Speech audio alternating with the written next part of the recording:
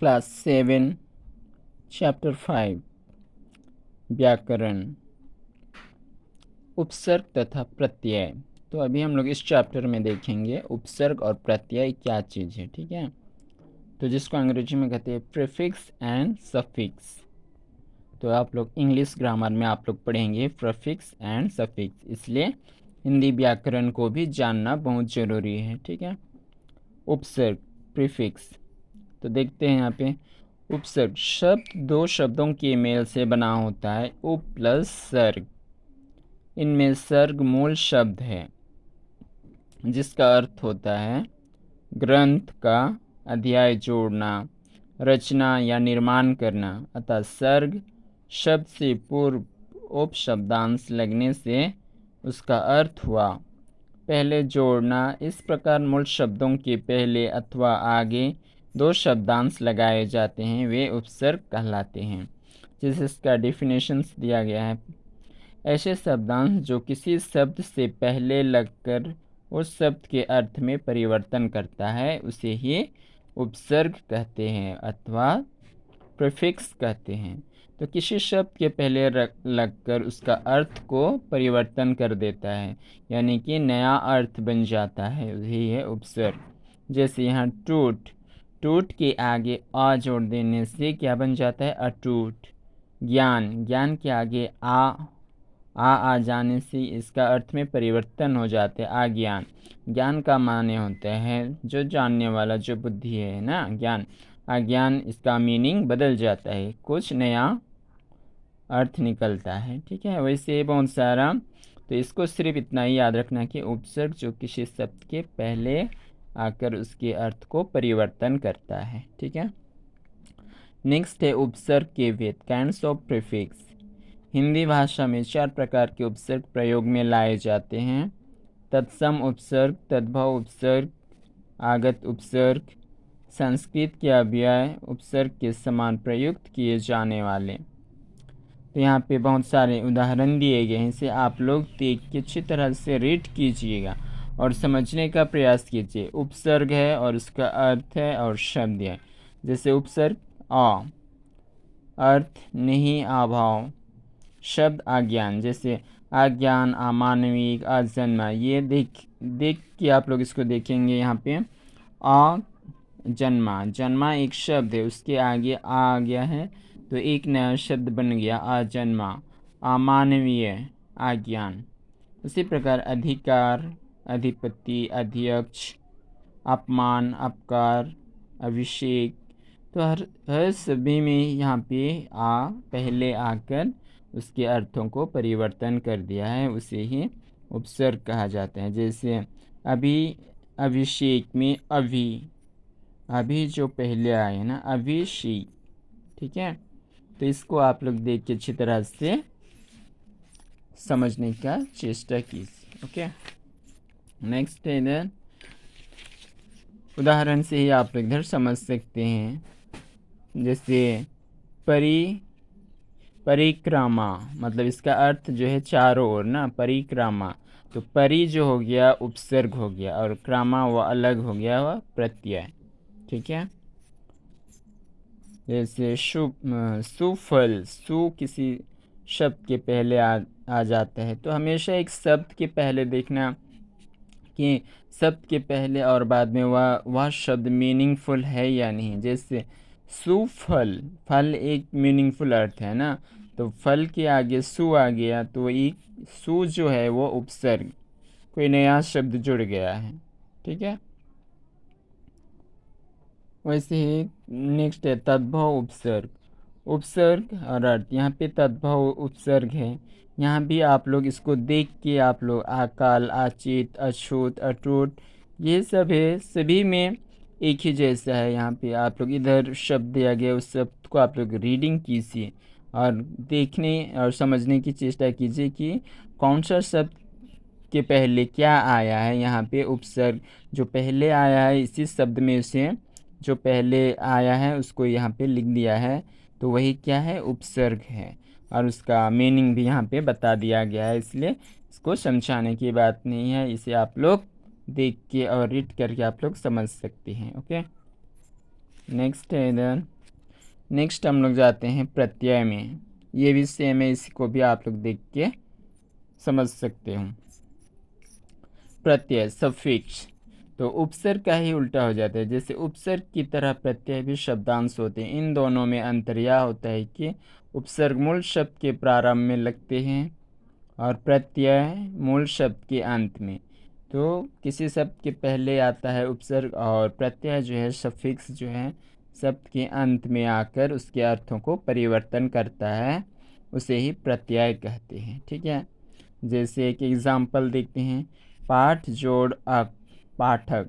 पाठक एक शब्द है, और जो पाठ जोड़ अक, अक पाठक लेखक।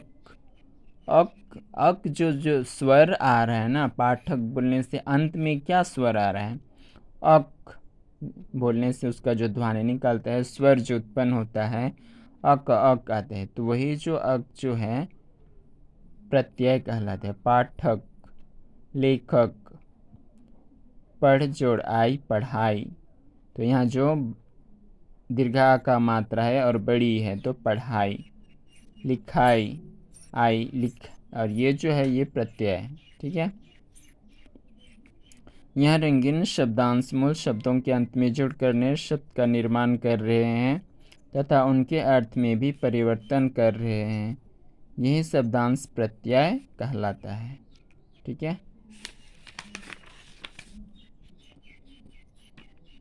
प्रत्यय के भेद, और जो यहाँ पे प्रत्यय का जो डेफिनेशंस दिया गया, जो शब्दांश शब्दों के अंत में जुड़कर नए शब्दों का निर्माण करते हैं, शब्दों के अंत में जुड़ता है प्रत्यय कहलाता है, और जो शब्दांश शब्दों के पहले आकर जुड़ता है वह उपसर्ग। ठीक है, प्रत्यय के भेद, काइंड्स ऑफ सफिक्स।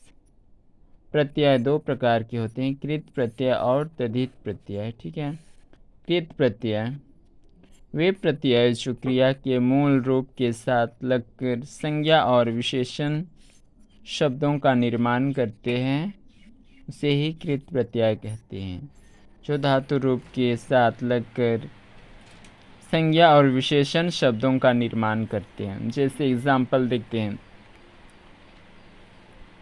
जैसे कर्तृवाचक कृत प्रत्यय, जो प्रत्यय कर्ता का अर्थ स्पष्ट करते हैं कर्तृवाचक प्रत्यय कहते हैं। जैसे यहाँ पे वाला, लिखने वाला, गाने वाला, पढ़ने वाला। रक्षक का जो है ये प्रत्यय, ये जो ये साइड का जो दिया गया अंत में जो आता है रक्षक, वही है प्रत्यय। ठीक है, तो इधर आप लोग एक बार अच्छी तरह से रीडिंग कीजिए और एग्जाम्पल्स को ध्यान से देखिए। हर डेफिनेशंस का एक ही एग्जाम्पल्स जैसा दिया गया है, उसका सिर्फ अंत और पहले को जानना चाहिए। ओके,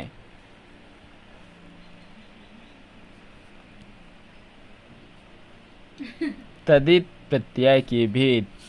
तद्धित प्रत्यय के निम्नलिखित भेद होते हैं। जैसे कर्तृवाचक संज्ञा बनाने वाले तद्धित प्रत्यय, जैसे आर सुनार, वाला धर वाला, घर वाला, टोपी वाला, गाड़ी वाला। तो इस प्रकार का जो है यहाँ पे तद्धित प्रत्यय, भाववाचक संज्ञा बनाने वाले, फिर संबोधक तद्धित प्रत्यय। तो यहाँ पे सभी का एग्जाम्पल्स है। ससुराल, जंजाल, तो इसके अंत में क्या आया है ससुराल, तो बड़ा आ का मात्रा है ना और ला है, तो इसमें जो प्रत्यय हो गया आपका ससुराल। आल, जो उसका जो स्वर उत्पन्न हो रहा है ना बोलने के बाद में, जैसे सुचिता, आ ता में अकार हो रहा है ना, उस प्रकार से लास्ट में ता में अकर आ आते हैं, आ का मात्रा आता है, तो ऐसे ही ससुराल, आल। ठीक है, हाल, ननिहाल, हाल जो है वो प्रत्यय हो गया। चचेरा, उसमें जो अंत में कौन सा स्वर उत्पन्न हो रहा है, चचेरा, एरा, तो एरा जो है तुम्हारा प्रत्यय है। ठीक है,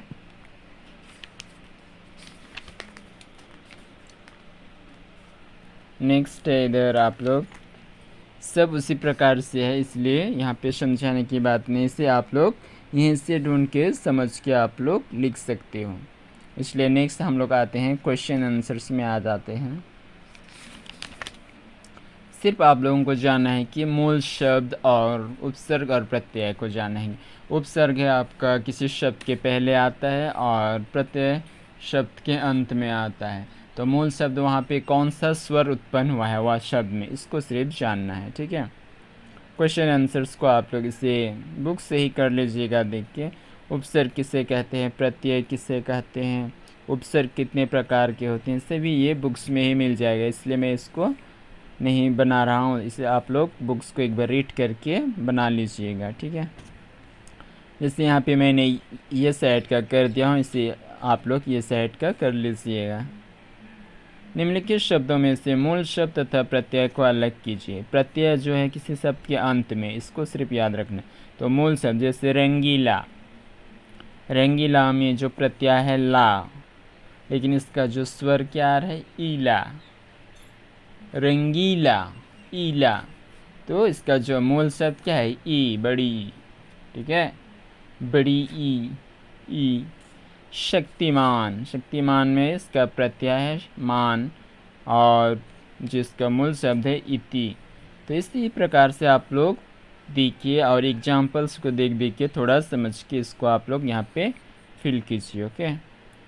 निम्नलिखित शब्दों में उपसर्ग और प्रत्यय दोनों का प्रयोग हुआ है, उन्हें छांटकर अलग कीजिए। इसको होमवर्क के तौर पे कर लीजिएगा आप लोग, उपसर्ग और प्रत्यय छांट लेना, ठीक है। रिक्त स्थानों में उचित प्रत्यय भरिए। यहाँ पे मैंने इसको कर दिया हूँ, इसे आप लोग देख के अपने नोट कॉपी में अच्छी तरह से उतार लीजिएगा, ठीक है। नेक्स्ट है प्रत्ययों का प्रयोग करके दिए गए शब्द की भांति नए शब्द बनाइए। जैसे ईला रंगीला, तो ऐसे ही शब्द से दो नए शब्द बनाना है। जैसे रंगीला और एक नया शब्द बनाओ रंगीला, उसके बाद जो कि स्वर में क्या आता है ईला आना चाहिए। क्या होगा लचीला, रसीला, ठीक है। इस प्रकार से मैंने एक को कर दिया हूँ, तो बाकी तुम लोग इसको अच्छी तरह से कर लीजिएगा। जैसे आ सूखा, सूखा से कोई जो स्वर आ आता है उसे आप लोग दो शब्द बनाना है, ठीक है। इसे भी आप लोग होमवर्क के तौर पे कर लीजिएगा और व्हाट्सएप में मैसेज कर सकती हो, ठीक है। सही विकल्प चुनो, इसको भी आप लोग देख के बुक्स को रीड करके, लेकिन एक बार ज़रूर बुक्स को रीड कीजिए और उसे वहाँ पर भी दिया गया है एग्जाम्पल्स ढूंढ के आप लोग बना सकते हो, ठीक है। अगर कुछ समझ में नहीं आता है तो उसे आप लोग व्हाट्सएप में मैसेज कर सकते हो।